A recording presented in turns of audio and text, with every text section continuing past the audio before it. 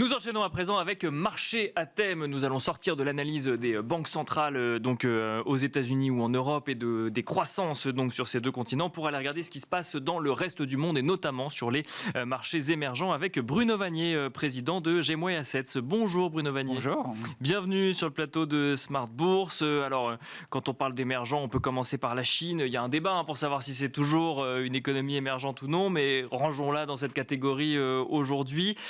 Quel est votre scénario? Quelle est votre analyse sur le cas d'investissement Chine? On entend des investisseurs nous dire qu'ils cherchent plutôt à en sortir, d'autres qui nous disent que c'est potentiellement le moment d'y aller justement. Comment est-ce que vous analysez la situation aujourd'hui, Bruno Vanier? Quand on n'est pas d'accord, c'est la définition d'un marché, quoi. Bien sûr.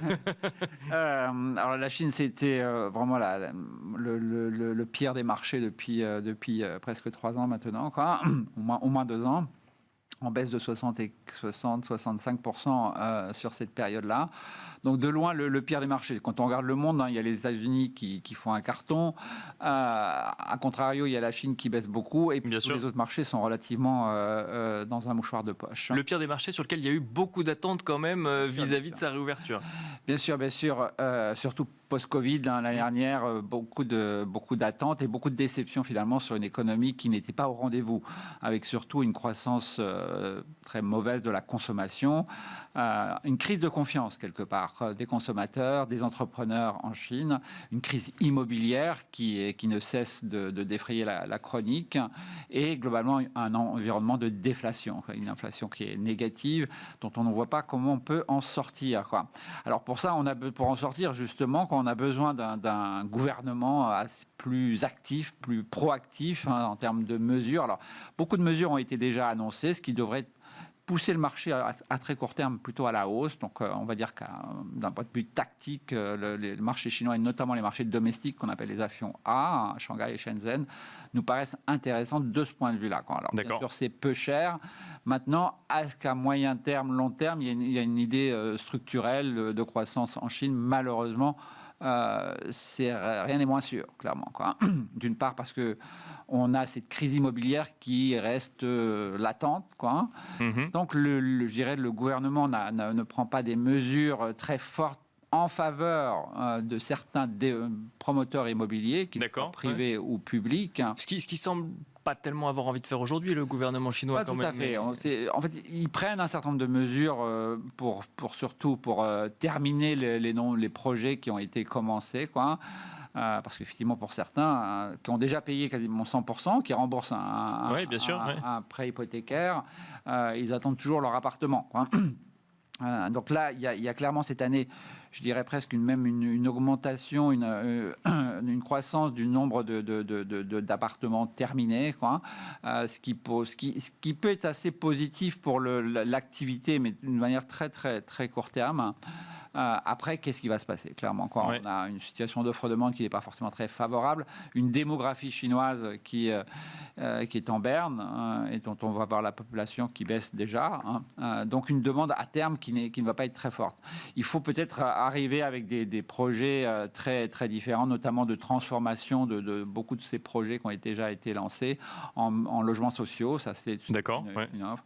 Si on change aussi la règle de ce qu'on appelle le hukou en Chine, c'est-à-dire que c'est une sorte de permis de résidence en fait qui n'est pas simple aujourd'hui, quoi. En d'autres termes, c'est pas simple pour quelqu'un du Sichuan qui travaille depuis même 15 ans, 20 ans à Shanghai de pouvoir avoir accès aussi facilement à un prêt, aussi facilement à des services sociaux pour ensuite s'établir et peut-être acheter un appartement, quoi. Donc il y a tout ça peut-être à changer avec des réformes qui peuvent être intéressantes.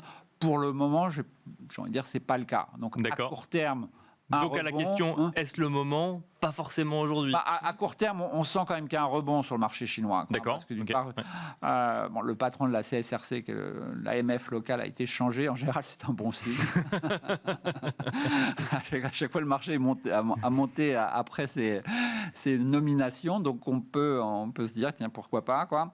Il y a une volonté clairement de ce qu'on appelle la national team, c'est-à-dire des entités institutionnelles étatiques, d'acheter le marché pour au moins limiter la baisse. Donc on sent qu'il y a ça qui est présent.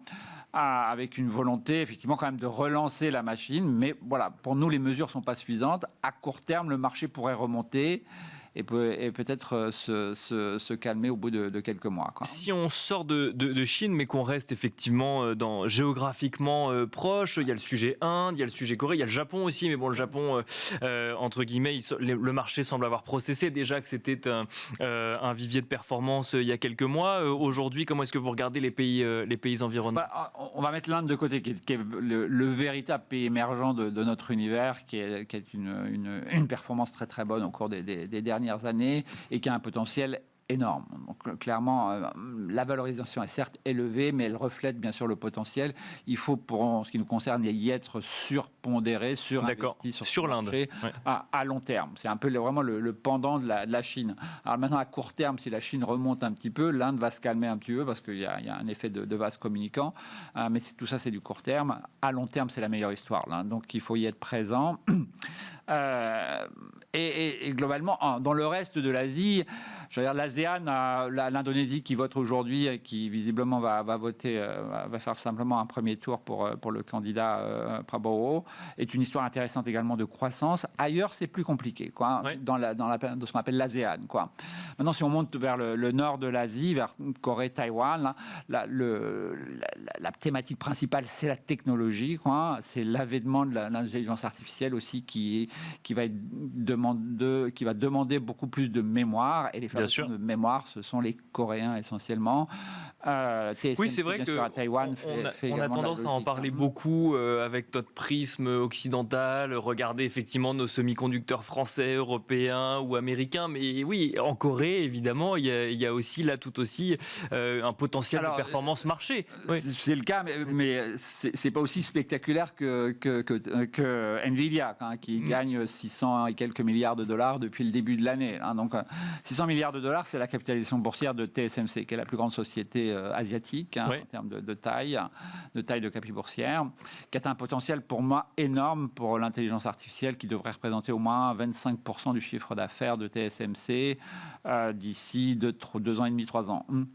Même chose pour SK Hynix, c'est le deuxième fabricant de mémoire en Corée après Samsung, très spécialisé dans ce qu'on appelle le HBM3, c'est-à-dire une mémoire à haute densité, qui est plutôt utilisée pour les serveurs d'intelligence artificielle. Donc, c'est les seuls à fournir Nvidia pour le moment. Et cette année, ça va être les seuls. Samsung va arriver un peu plus tôt en 2025. Les deux vont en profiter de manière assez importante, je vais dire même les trois avec TSMC à Taïwan, quoi. Donc ce sont des jeux vraiment qui sont intéressants. En plus, le cycle des semi-conducteurs est plutôt en phase de reprise. On a vraiment une décroissance assez élevée du fait de la baisse du nombre de smartphones vendus, le fait de la baisse du nombre de PC vendus et d'un ralentissement au niveau des serveurs. Tout ça devrait s'inverser cette année avec une légère reprise, légère, je dis bien, quoi, sur le smartphone, sur les PC, également sur les serveurs. Donc tout ça est plutôt très bien orienté pour les valeurs techno taïwanaises et coréennes, quoi.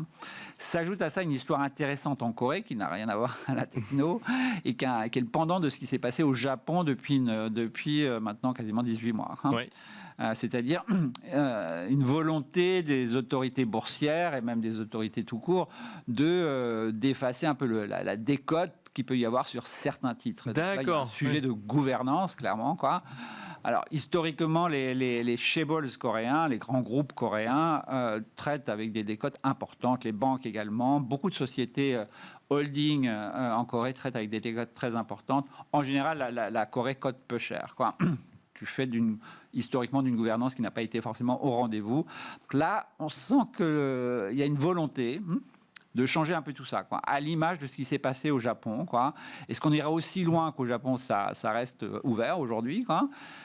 Mais j'ai envie de dire, les Coréens regardent souvent ce qui se passe à Tokyo pour soit faire la même chose, soit faire en général mieux, quoi. D'accord.